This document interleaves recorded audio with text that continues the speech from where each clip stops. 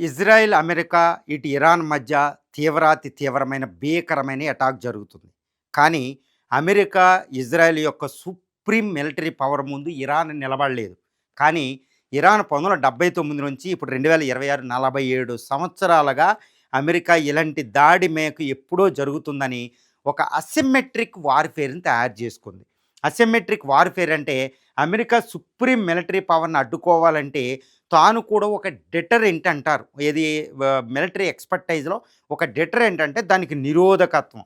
నువ్వు నన్ను ఈ అటాక్ చేస్తే నేను నిన్ను ఓడించలేకపోయినా నీకు నష్టాన్ని కలిగిస్తాను అనేదాన్ని ఒకటి డెటరెంట్ తయారు చేసుకుంటారు. దీన్నే చైనా ఇప్పుడు ఈ రష్యాల సహాయంతో ఇరాన్ ఎంతో డెవలప్ చేసుకుందండి. దీన్నేమంటారంటే అసిమెట్రిక్ వార్‌ఫేర్. ఇప్పుడు ఇరాన్ ఏంటంటే ఈ అసిమెట్రిక్ వార్‌ఫేర్‌లో భాగంగా ఇరాన్‌కి ఒక వ్యూహం ఉంది. ఈవెన్ ఇజ్రాయెల్, అమెరికాలను కూడా ఓడించే ఒక వ్యూహం ఉంది.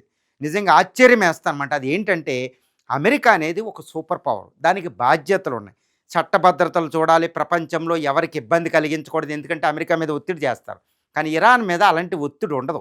ఇరాను ప్రపంచంలో ఏదైనా ఇప్పుడు అమెరికా ఇరాన్‌లో కొట్టుకుంటూ ఉంటే, ఫైట్ చేసుకుంటూ ఉంటే ఏదైనా ఆయిల్ సప్లై చైన్ ప్రాబ్లమ్ వస్తే, for example Hormuz straight close అయిపోయి ఆయిల్ సప్లై ఆగిపోతే అందరూ ఇరాన్ అంటారా, అమెరికాని అంటారంటే అమెరికానే తిడతారు. నువ్వెళ్ళి అనవసరంగా నువ్వెళ్ళి యుద్ధం చేసావు. ఇరాన్ ఆత్మరక్షణ కోసం హార్ముజ్ స్ట్రైట్‌ని క్లోజ్ చేసింది. కాబట్టి అర్జెంట్‌గా యుద్ధాన్ని ఆపని అమెరికా అని అంటారు. అమెరికా మీద ప్రెషర్ తీసుకొస్తారు. అమెరికా మీద ఒత్తిడి తీసుకొస్తారు. కాబట్టి అమెరికాకి కొన్ని బాధ్యతలున్నాయి. కాబట్టి అమెరికాకి వెంటనే ఒక పని చేయాలి. ఇరాను దాన్ని పొడిగించాలి. అమెరికా ఏంటంటే ఇరాన్ యుద్ధాన్ని 2, 3 రోజుల్లో ముగిస్తేనే అమెరికాకి గెలుపు. 2, 3 రోజులు దాటి వారాలు, నెలలు గడిచింది అంటే ఇరాన్ ఏదైనా చేసి యుద్ధాన్ని పొడిగించింది అంటే అమెరికాకి అట్టర్ ఫ్లాప్, అమెరికాకి డిఫీటు, అమెరికాకి అవమానం, ముఖ్యంగా డొనాల్డ్ ట్రంప్‌కి తీవ్రమైన అవమానం. ఆయన పదవి కూడా పోయే అవకాశం ఉంది. ఎందుకంటే ఇరాన్‌ని 2, 3 రోజుల్లో అమెరికా అధ్యక్షుడు ఇజ్రాయెల్ కలిసి ఓడించేయాలి. లేదా ఇరాన్ ఏం చేస్తుందంటే ఇరాన్ ఏంటంటే యుద్ధాన్ని పొడిగించడానికి ట్రై చేస్తాడు. ఎందుకు పొడిగిస్తుంది? ఏ విధంగా పొడిగిస్తుందంటే దాని దగ్గర ఒక 80,000 నుండి 1,00,000 వరకే డ్రోన్ ఫోర్స్ ఉంది. క్యామికోజ్ డ్రోన్, తర్వాత షాహిద్ డ్రోన్ అని, స్వామ్ డ్రోన్స్ అని అది తయారు చేసుకుని పెట్టుకుంది. 1,00,000 వరకే. ఈ డ్రోన్ ఫ్యాక్టరీలు కూడా ఉన్నాయి. రోజుకి కొన్ని వేల డ్రోన్లు తయారు చేసేస్తుంది. కాబట్టి ఆ ఫ్యాక్టరీలు కూడా జాగ్రోస్, ఎల్బర్జ్ మౌంటైన్స్ కింద ఉన్నాయి. కాబట్టి అది తరగదు. అది అటాక్ చేస్తూనే ఉంటుంది డ్రోన్ ద్వారా. ఈ డ్రోన్లు కూడా పెద్ద ఖర్చు అవ్వు. కొన్ని $20 నుంచి $200, $300లోనే మంచి అధునాతనమైన డ్రోన్ తయారు చేసేయగలదు. కాబట్టి పెద్ద ఖర్చు కూడా కాదు. మామూలు రా మెటీరియల్ ఇరాన్లోనే మామూలుగా దొరికితే దానికి కావాల్సిన బయట నుంచి కూడా అంత అవసరం లేదు. కాబట్టి ఇరాన్ యుద్ధాన్ని పొడిగించడానికి కావలసిన అంత వెపనరీ డ్రోన్లు ఉన్నాయి. మిసైల్స్ కూడా తన స్వదేశీయంగా అది తయారు చేసుకుంది. Sejjil, Sayyad, Fattah hypersonic missile and 10 more than 10 mach speed తోటి వెళ్తుంది. దాన్ని ఆపడం అమెరికాకి, ఇజ్రాయెల్ తరం కాదు. ఇజ్రాయెల్ యొక్క డేవిడ్ స్లింగు, ఆ తర్వాత ఐరన్ డ్రోమ్ ఫెయిల్ అయిపోతున్నాయండి ఈ అండర్ గ్రౌండ్ మిసైల్స్ ద్వారా.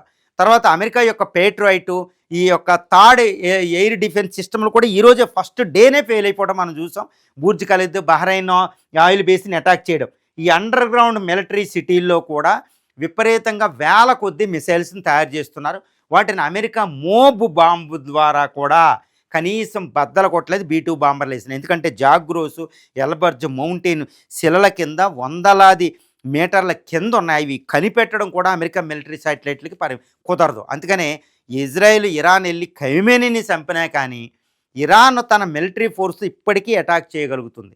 ఇరాన్ని IRGC కమాండర్ భయంకరమైన వార్నింగ్ ఇచ్చారు.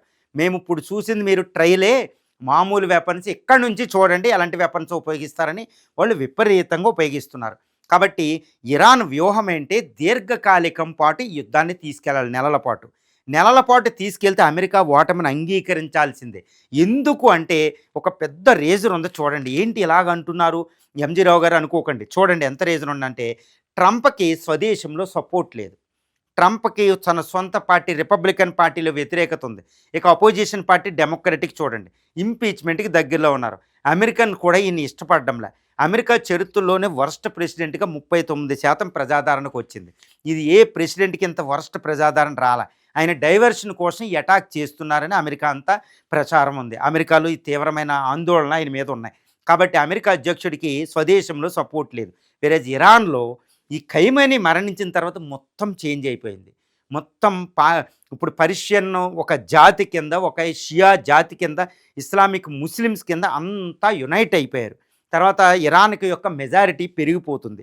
అన్ని క్యాపిటల్ ఇస్లామిక్ క్యాపిటల్ ఇంక్లూడ్ పాకిస్తాన్‌లో కూడా ఇరాన్ కోసం ప్రదర్శనలు చేశారంటే ఊహించుకోండి. కరాచీలో అమెరికా కాన్సులేట్ మీద అటాక్ జరిగింది. అమెరికా ఆఫీసుల మీద అటాకులు జరుగుతున్నాయి గల్ఫ్ కంట్రీస్‌లో, ఇస్లామిక్ కంట్రీస్‌లో.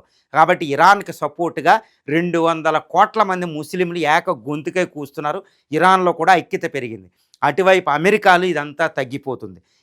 ఇరాన్ ఏంటంటే హర్మూజ్ స్ట్రైట్ క్లోజ్ అయింది. 2 నెలలు పడుద్ది దాన్ని ఓపెన్ చేయడానికి అమెరికా సుప్రీం మిలిటరీ ఫోర్స్‌కి. కాబట్టి ఇది కాదు. కాబట్టి రోజుకు రోజుకి ఇరాన్‌కి సపోర్ట్ పెరుగుతుంటే రోజు రోజుకి అమెరికా మీద ప్రెజర్ పెరిగిద్ది. అమెరికా ఆర్థిక వ్యవస్థ ఇబ్బందులో ఉంది. అమెరికా బడ్జెట్లు ఇవ్వలేదు. అమెరికన్ కాంగ్రెస్ ఈయనకి బడ్జెట్ ఇచ్చే అవకాశం లేదు. కాబట్టి తీవ్ర వ్యతిరేకత. ప్రపంచ ఆర్థిక వ్యవస్థ కుదేలవుతుంది. పెట్రోల్ రేటు పెరుగుతుంది. కాబట్టి చైనా, ఇండియా ఇలాంటి బ్రిక్స్ కంట్రీలు, ఈవెన్ యూరోపియన్ కంట్రీస్ కూడా అమెరికా మీద ఒత్తిడి చేస్తాయి. కాబట్టి అమెరికా యుద్ధాన్ని కొనసాగించే పరిస్థితి లేదు. కాబట్టి ఇరాన్ చాలా తెలివిగా యుద్ధాన్ని ప్రొలాంగ్ చేయడమే ఇరాన్ గెలుపుకి మార్గం. ఏదో కొన్ని రోజుకి 200 మిసైల్స్ చేసి ఒక 500-600 ఒక 1000 డ్రోన్లు వేయడం దానికి పెద్ద గొప్ప కాదు. అది వేయడం కూడా దస్తకి కావురు, దస్తకి లాతు అంటే భయంకరమైన ఏరియా నుంచి అవి వెయ్యొచ్చు. వాటిని కనిపెట్టడం ఇజ్రాయెల్, అమెరికా తరం కాదు. ఎక్కడైనా బాంబింగ్ వేసినా అవి పాడవు. కాబట్టి ఇరాన్కి ఇలాంటి మోబ్ బాంబులు వేసినా అవి పేలువవు. కాబట్టి ఈ ప్రాంతాన్ని అల్లకొల్లోలం చేసే శక్తి ఇరాన్కు ఉంది. కాబట్టి ఇరాన్ను ఈ యుద్ధాన్ని దీర్ఘకాలికంగా చేయగలిగితే అమెరికా ఓటమి, అమెరికా వెనక్కెళ్ళాలి, అమెరికా తనంతట తాను వెనక్కెళ్ళాలి. ఇంకోటి ఏంటంటే ఇరాన్ ఇంకొక పని చేస్తే అసలు తిరిగే లేదు. ఇప్పుడు ఇరాన్కి సమీపంలో అమెరికన్ ఎయిర్ క్రాఫ్ట్ క్యారియర్లు, న్యూక్లియర్ సబ్మెరైన్స్ ఇవన్నీ ఒక డజన్ల కొద్దీ వెళ్తుంది. అమెరికన్ ఆర్మీ కూడా 50,000 మంది ఫోర్స్ అక్కడ ఉంది. అమెరికా ప్రాణ నష్టం ఎక్కువ జరిగితే అమెరికా నుంచి ప్రెజర్ వస్తుంది ట్రంప్ మీద. ఏదన్నా ఎయిర్ క్రాఫ్ట్ క్యారియర్ ఒక్కదాన్ని పేల్చినా అది కూడా చాలా అవకాశం ఉందండి. అన్ని ఎయిర్ డిఫెన్స్ సిస్టమ్లు కొలాప్స్ చేసి ఈ మిసైల్స్ చైనా ఇచ్చిన YJ-20 లాంటి ముఖ్యంగా ఇరాన్ దగ్గర కూడా ఈ సెజిల్ అనే మిసైల్ ఫాతా 2ని ఆపడం ఎవరి తరం కాదు. ఆల్రెడీ మనం అర్థమైపోతుంది. బూజ్ ఖాలిఫా, టెల్ అవీవ్ మీద, జెరూసలేం మీద పడుతున్నాయంటే ఊహించుకోండి. దాన్ని ఆపడం ఎవరి తరం కాదు. అమెరికా బహ్రెయిన్లో అమెరికా నేవల్ హెడ్ క్వార్టర్నే కొట్టేసిందంటే ఆ ఫాతా మిసైల్ ఎంత శక్తివంతం ఊహించండి. ఆ మిసైల్ ఏదైనా ఎయిర్ క్రాఫ్ట్ క్యారియర్ తగిలితే $13 బిలియన్ విలువైన ఎయిర్ క్రాఫ్ట్ క్యారియర్ ఒకటి ములిగిన, దానికి దాడి జరిగిన 5,000 మంది నావికులు ఉంటారు అందులో, క్రూ మెంబర్స్. ఇక అమెరికాకి అవమానం.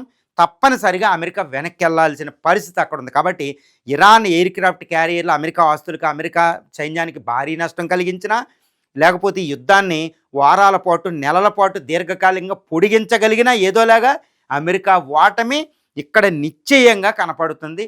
ట్రంప్ అందుకనే ట్రంప్లో ఒక ఆందోళన ఏంటంటే, వెంటనే ఖమేనీ చనిపోయాడు, మీరు వెంటనే లొంగిపోండి, IRGC ఆయుధాలు ఇవ్వండి, మీకు ఇమ్యూనిటీ అంటే మీకు ఎటువంటి శిక్షను నేను విధించాను, లేకపోతే శక్తివంతమైన చరిత్రలోని ఎప్పుడూ జరగని దాడి మీ మీద జరిపిస్తాను అనుకుంటూ బెదిరిస్తున్నారు. ఆయన మాటల్లో, ఆయన బాడీ లాంగ్వేజ్లో అన్నీ కూడా ఇరాన్కి కొట్టిన పిండే. ఇరాన్ ఈరోజు అర్థం చేసుకుంది, ట్రంప్ని ఇది పొడిగించగలిగితే చాలు అన్నట్టు దీర్ఘకాలిక యుద్ధం చేయడానికే సిద్ధపడ్డారు. మరి ఖైమనీ మరణించిన తర్వాత ఇది చేయగలిగిద్దంటే, ఖైమనీ చనిపోయే ముందే వారసులను ప్రకటించి ముస్తాజాని ప్రకటించాడు. తర్వాత ఇంకొక ఖైమనీ ఇస్లామిక్ రిపబ్లిక్ ఫౌండర్ మనవడు ఉన్నాడు. ఒకవేళ వీళ్ళిద్దరిని ఇజ్రాయెల్, అమెరికా చంపేసినా ఇంకొక 20 మంది వారసులను ఒకళ్ళ తర్వాత ఒకళ్ళని ప్రకటించారు. ఈ ముస్తాజా ఇప్పుడు ఇరాన్లో లేరు, బయట దేశంలో ఉన్నారు. కాబట్టి ఇరాన్ను దీర్ఘకాలికంగా యుద్ధం చేయగలుగుతుంది. అమెరికా ఓడిపోవడం ఖాయం. రోజు రోజుకి అమెరికా సపోర్ట్ తగ్గిద్ది, ఇరాన్కి సపోర్ట్ పెరిగిద్ది. ప్రజల బలమే ముఖ్యం, మిలిటరీ బలం కాదండి యుద్ధం అంటే.